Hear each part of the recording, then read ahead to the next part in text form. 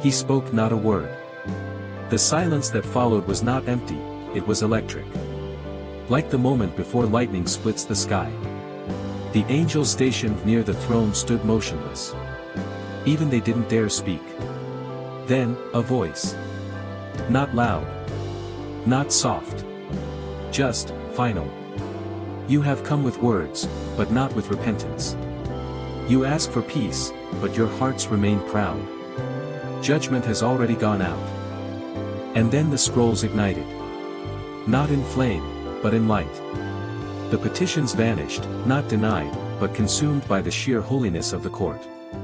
They were unwritten by divine presence itself. You were holy from the beginning, the voice continued.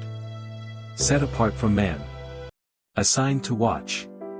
But you descended in lust. You corrupted the sons of Adam. You defiled my creation. You will be bound. You will not see light again until the great judgment, and even then, it will not be for redemption. Enoch didn't shake with fear. He trembled with awe. This wasn't wrath. It wasn't vengeance. It was justice, pure, ancient, irreversible. No appeal. No second chance. The watchers would be buried in darkness, sealed beneath the earth. Their names would become cautionary tales. Their Nephilim offspring would be wiped away. The earth would be cleansed. The heavens, restored. And Enoch, he would return. But not empty-handed. He would carry judgment back with him, not for angels, but for us. A blueprint of cosmic law, demonstrating that even humanity, flawed and young, possessed a unique inner fire capable of enduring celestial judgment and even standing as a witness to it. He would write it, seal it, preserve it. So that generations later, when we ask, why do the wicked seem to fall so slowly? We would understand, God is not slow. He is precise. And when the time comes, He does not whisper judgment. He declares it. And humanity, uniquely positioned between the celestial and the terrestrial, listens. The vision of what is to come. Enoch thought his mission was over. But heaven had one more vision left to show him. A mighty one, robed in flame, face veiled in lightning, approached. Come, Son of Man, he said.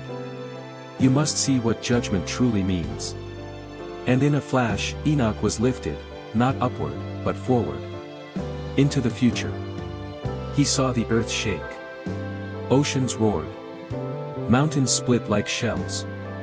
Civilizations burned in their pride. Altars became marketplaces. Truth was bartered for power. Above it all, a throne, radiant, untouchable, eternal. Books were opened. Not just for angels, for men. Every deed remembered. Every secret written. Nothing forgotten. And from the throne flowed a river of fire. Not wild, but precise, like a blade. It moved with purpose. Touching what was defiled. Passing by what was pure. And in that moment, Enoch understood. This was not just the judgment of angels. This was a preview of the judgment of all. And humanity, with its fierce, defiant spark, would face it with eyes wide open, forged by millennia of trials. When all thrones trembled, the vision surged on. Enoch watched thrones collapse, not just angelic seats but the seats of kings, judges, and rulers who had forgotten the fear of God. The mighty Nephilim, those hybrid giants once thought invincible, were brought low. Their bulk meant nothing, their bloodline could not shield them. He heard the spirits of humans crying for justice, and others digging into darkness, clawing for any crevice where heaven's light could not find them. But amidst the chaos, he also saw the unyielding spirit of humanity, surviving, adapting, rising again, even in the face of such overwhelming power. At the very center stood one like a son of man, robed in white, crowned with living flame. His voice split the sky. To him were handed the scrolls, the nations, all authority to judge. And Enoch finally understood, the courtroom he had witnessed was only a prologue. A far greater trial loomed, every soul would one day stand before that throne. Overwhelmed, Enoch fell on his face. Yet the voice of the Most High thundered once more, "Write what you see, Enoch, for though men forget, heaven does not. The judge is watching. And humanity, the ultimate wild card, is being tempered for what is to come. A prophecy for generations yet unborn. When Enoch returned, his eyes no longer belonged to earth. He had seen justice as fire, not theory, and the angel beside him pressed the command, "These words are not mere record, they are a warning." So Enoch wrote, he wrote of the watchers, their pride, their fall, their chains. He wrote of the Nephilim, their rise, their violence, their erasure. He wrote of a judgment that would wash even stone, a great flood will come to cleanse the corruption of the earth. But the vision stretched further, after the waters recede, rebellion will return. Humanity will once again covet forbidden knowledge, kings will wage wars in the names of gods they fashion, powers will rise from ashes, shining like light yet serving the dark. Enoch penned words for a distant people, for those who dwell in cities of glass and steel, who fly without wings, who speak across the sky. For a generation that brands angels as myth and judgment as mere fear talk. Because the same shadow that lured the watchers would come again, under new masks, with new tongues, on new platforms. And when it does, the ancient verdict still stands, heaven watches, justice waits, and the gavel never misses its hour. New justifications will emerge. Enoch foresaw a time when men would call evil good and good evil, when they would mock the ancient paths, rewrite sacred laws, and raise up towers that scrape the heavens not to honor God but to replace him. And he warned, the chains remain, but they are not empty. And the judge who once bound the stars has not gone silent. For though the watchers were judged, the earth had not yet been. That day would come. Enoch's words were not written to entertain but to awaken. Because every generation must choose to heed the warning or to join the fallen. Humanity, uniquely gifted with both free will and the capacity for immense growth, stands at the precipice. Why this courtroom was erased. 4 verses. That's all Genesis 6 verses 1 to 4 gives us, the only place in the entire Torah where the watchers and the Nephilim are mentioned. No names, no judgment, no flood of fire, just a shadow. The sons of God saw that the daughters of men were beautiful and they took wives for themselves, and then almost immediately the Nephilim were on the earth in those days and also afterward. No explanation, no warning, just silence. Why? Why would Moses, writing under divine inspiration, choose to gloss over what the book of Enoch calls the most catastrophic event between Eden and the flood? Scholars have speculated for centuries. Some say it was intentional, that God through Moses left it cryptic on purpose, a breadcrumb trail for the wise. Others suggest the knowledge was too dangerous for a newly formed nation, fresh out of Egypt and idolatry. Still others point to the oral tradition, that the story was so well known at the time it didn't need to be repeated. But what if there was another reason? What if the details were left out because they were already written in another scroll? A scroll outside the canon? A scroll not intended for children, but for those who would ask deeper questions? That scroll is the book of Enoch. And while Genesis gives you the surface, Enoch takes you underground into prisons of angels, into heavenly courts, into decrees that still echo through eternity. Maybe Genesis was brief because God knew those who were hungry would go searching. And what they'd find would change how they see everything. It would reveal humanity's incredible, perhaps even alarming, role in the cosmic drama. Was Enoch really taken to heaven alive? Genesis 5 verse 24 says it simply, Enoch walked with God and he was not, for God took him. No death, no burial, just gone. But Enoch himself, through his forbidden book, tells us he wasn't merely taken. He was summoned. He was the human element in a divine legal proceeding, a testament to the fact that even celestial beings could be brought low by the irresistible pull of humanity. The book of Enoch was not erased because it was false. It was erased because it revealed too much about the raw, untamed potential of humanity, a potential so profound it could tempt angels, stand witness in cosmic courts, and survive the very judgments that shattered celestial beings. It was erased because it didn't just tell a story of human sin, it told a story of human power, a power that might one day challenge even the heavens. And for some, that truth was simply too dangerous to keep in plain sight. Was Enoch really taken to heaven alive? Genesis 5 verse 24 says it simply, Enoch walked with God and he was not, for God took him. No death, no burial, just gone. But where did he go? The book of Enoch answers with awe-inspiring clarity. Enoch was taken not into death, but into the courts of heaven. He was not a spirit, he was still man, and yet he stood among angels. He heard the voice of the Most High. He received visions no prophet had seen before. And that raises a terrifying, glorious question: how? How could a human being enter the place where cherubim cover their faces? How could flesh walk into glory without being consumed? The traditional view says he was an exception, a rare holy man, a reward for walking faithfully. But the book of Enoch suggests more. It paints him as a divine emissary, a chosen one not just to escape death but to deliver justice. He wasn't just spared, he was sent. Not to live in comfort but to witness horror, to deliver verdicts, to return with visions that would one day terrify kings and awaken generations. This challenges the religious status quo, because if Enoch could enter heaven, if he could speak to God, interact with angels, and carry back sacred words, then humanity's role was greater than we've been told. We weren't just created to till the ground, we were made to commune, to participate in the divine drama of the universe. That's dangerous theology. It elevates man. It undermines hierarchy. And it reminds the proud that God sometimes chooses the lowly to carry eternal things. That's why they buried Enoch's story, because he didn't just walk with God, he walked where gods trembled. Implications of angelic guilt. We're taught that sin began with man, with the fruit, the garden, the serpent. But what if the first rebellion was not in Eden, but in heaven? The book of Enoch makes a bold claim that angels, not men, were the first to fall, with full knowledge of what they were doing. Unlike Adam, they weren't deceived, they weren't tricked. They were holy, powerful, and fully aware, and they still chose corruption. This changes everything, because it means sin is not just a human problem, it is a cosmic one. It began in the realms above before it ever touched the dirt of earth. The implications are staggering.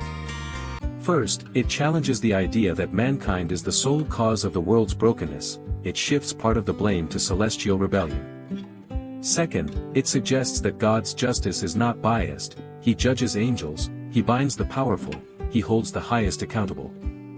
Third, it reframes redemption. If angels could fall but not be forgiven, and man could fall but still be restored, then grace is not weakness, it's a deliberate act of mercy to those made in his image. And that mercy has a cost, because the watchers asked for it, begged for it, and were denied.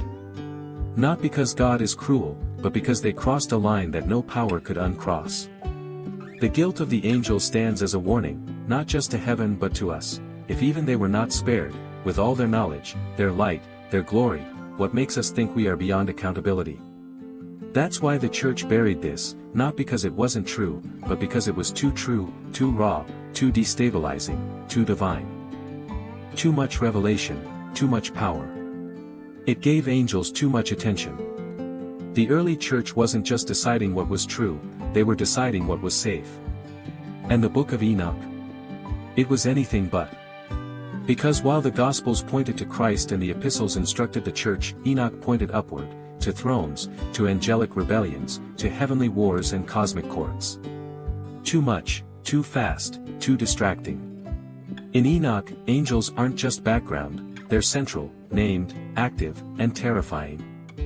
They love. They lust. They teach forbidden secrets. They break divine law. They fall. It's not that the church didn't believe in angels, they did.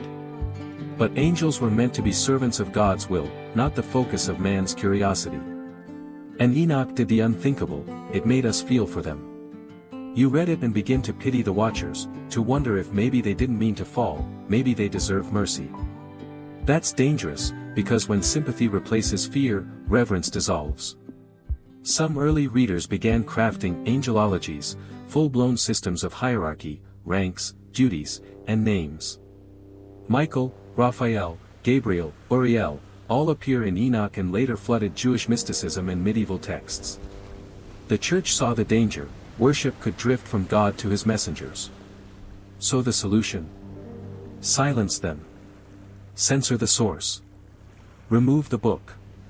Not because it was false, but because it pulled too much of man's gaze away from the cross and into the clouds. But in doing so, they didn't eliminate the questions, they just left them unanswered. It dared to describe heaven. Most of Scripture speaks of heaven with reverent restraint. We're told it's glorious, that God sits on the throne, that angels worship him night and day. But the details? They're rare, shadowed, purposefully veiled, because some truths are too weighty for mortal eyes. But Enoch? He didn't veil. He revealed. He wrote about the structure of heaven, the layers of creation, the names and functions of archangels, the prisons of the fallen, the flaming walls and crystal skies, even the throne room itself. He described it as if he had walked through it, because he had. And that was unacceptable. Not just to skeptics, but to the early gatekeepers of doctrine. They feared a book that gave readers the sense they could understand the sacred without a priest, that a man pre-Christ, pre-Pentecost, could enter the highest realm without dying. It offended the hierarchy.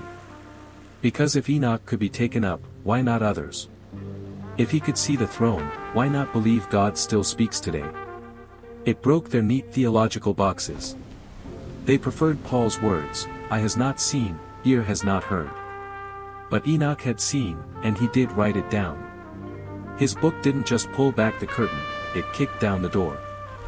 And in a time when Rome ruled the world and the church began building its walls, there was no place for a book that told the people, heaven is real. You were made for it, and one of your kind has walked there already. So they removed it, not because it was blasphemy, but because it was too close to holy. It showed humans as heavenly intercessors. Enoch didn't just witness the trial of angels, he became part of it. He stood between the fallen and the throne. He carried their petitions. He delivered the verdict. And in doing so, he did something unthinkable for his time, he acted as an intercessor. Not just for men, but for angels. This changed everything, because it meant that a human, born of dust, not yet glorified, could walk into the courts of heaven and speak.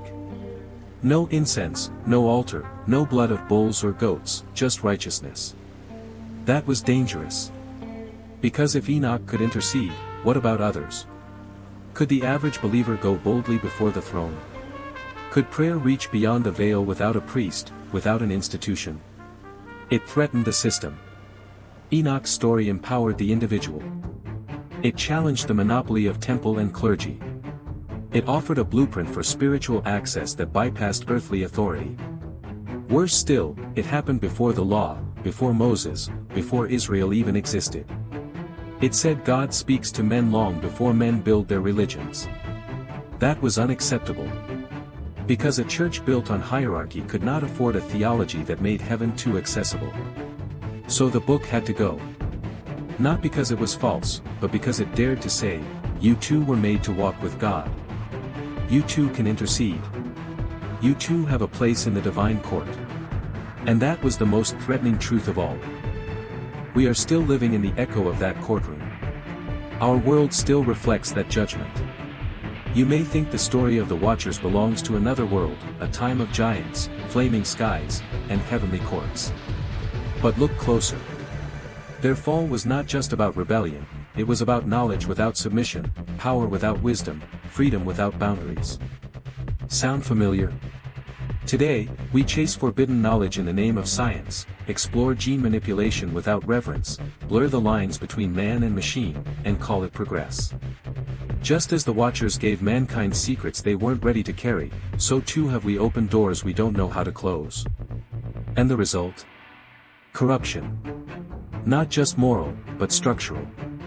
Our families fracture, our governments decay, our systems collapse under the weight of knowledge divorced from truth.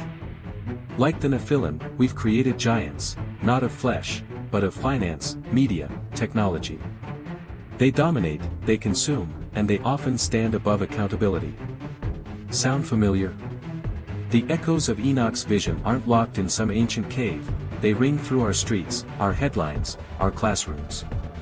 And just as the Watchers were judged, just as their offspring were swept away in a flood not just of water but of divine consequence, so too do we face our own rising tides. God's judgment is not always loud. Sometimes it looks like collapse, like emptiness, like systems devouring themselves because they were built on rebellion. The story of the Watchers is not just about angels, it's about us, and whether we will learn from a trial that has already happened, or repeat it on a scale even heaven warned against. Why justice still matters today. In a world that celebrates tolerance and redefines truth, talk of judgment feels outdated, maybe even offensive. But justice, real justice, isn't about punishment, it's about restoration. It's about setting things right. The Watchers weren't judged because God was cruel, they were judged because they had violated trust at the highest level. They were meant to protect, they corrupted. They were entrusted with light, they weaponized it for power. Sound familiar? Today, we still wrestle with that same betrayal, by leaders, by institutions, by people meant to serve and heal who choose instead to exploit and manipulate. If there is no justice, then there is no hope for victims, no accountability for power, no meaning in suffering. That's why judgment matters. Because it says evil will not go unanswered. The powerful are not untouchable. No one is above truth. The Book of Enoch doesn't just show us fallen angels, it shows us a God who is willing to confront even the highest beings when they abuse their role. And that gives us hope. Because if he judged them, he sees us. He hears the cries of those crushed beneath injustice. He remembers every wrong that no earthly court ever corrected. We live in a world where many ask, where is God when things fall apart? The Book of Enoch answers, he's on the throne, and he is not blind. Justice still matters because we still long for righteousness. We still ache for things to be made right. And even if the wheels of divine justice turn slowly, they still turn. The Watchers thought they were untouchable. They learned otherwise. So will every false power that stands against what is holy. But judgment was never the end of the story, even in the darkest courts, mercy waited outside.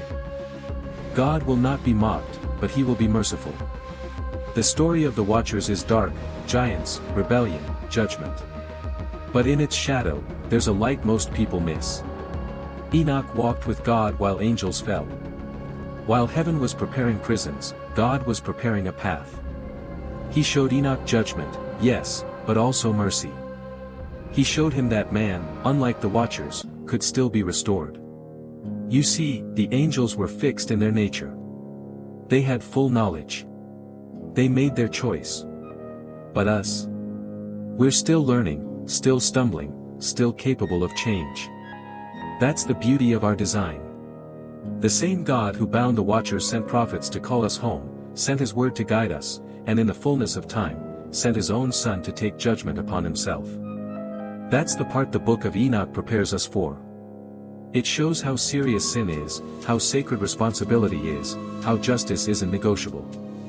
And then it asks, without saying it aloud, if God judged angels, how much more will he hold us accountable? But if he sent a Savior for us, how much more does he love us? You were not made to fall like the Watchers. You were made to walk like Enoch. You don't need visions to know truth, you just need humility. The Watchers had revelation but they lacked surrender. They knew the secrets of heaven but refused to obey the heart of God. That's the warning and the invitation, to live differently, to walk like Enoch, quietly, faithfully, when no one's watching. To believe that righteousness is not about perfection, but about direction. The Book of Enoch paints a terrifying courtroom, but it also paints a path forward. Because Enoch was just a man. He had no wings, no throne, no supernatural strength. But he had a heart aligned with God, and God took notice. He didn't need to perform miracles, he just needed to walk, one step, then another, and another, until the steps disappeared into eternity. That can be your story too. You don't have to understand the stars. You don't need to know angelic names. You need only to remember, the judge is real, his throne is unshaken, but so is his mercy. You are not beyond redemption. You are not beyond calling.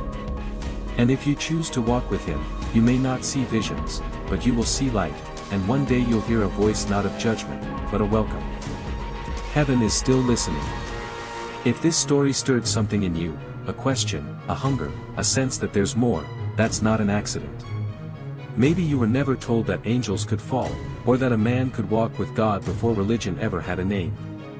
Maybe you felt the world unraveling and wondered why justice feels delayed. But now you know, God has never stopped watching, and He's still writing stories. Maybe even yours. So if you want to go deeper, if you want to uncover more of the scriptures that were once hidden, subscribe.